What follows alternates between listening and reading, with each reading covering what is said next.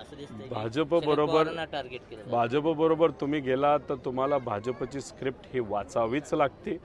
शिंदे साहेबांच्या बाबतीत तेच झालं, तसंच आदरणीय दादांच्या बाबतीत तेच होतंय.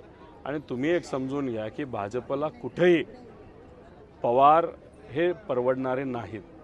त्यामुळे अजितदादांना जवळ घेतलं असलं तरी सवयीप्रमाणे तुम्ही अनेक नेते भाजपचे सुद्धा घेतले नाही, तर जे पक्ष जवळ आणले त्यांनी तर त्यांनी संपवलंच आहे. लोकनेता जो होता तो नंतर लोकनेता कधीच राहिला नाही. आणि मग दादा त्यांच्याबरोबर असले तरी टप्प्याटप्प्याने तुम्ही जर बघितलं तर दादांची ताकद कमी करण्याचा प्रयत्न हा नेहमीच केलेला आपण सर्वांनी गेल्या काही महिन्यांमध्ये बघितलेला आहे. लोकसभेपर्यंत ही सगळी जी शक्ती तिथं गेलेली आहे त्यांचा वापर भाजप करेल आणि लोकसभा संपली विधानसभेच्या वेळेस याच लोकांना भाजपच्या तिकिटावर भाजपच्या चिन्हावर लढावं लागेल. हे आपल्या सगळ्यांना बघायलाच मिळणार आहे.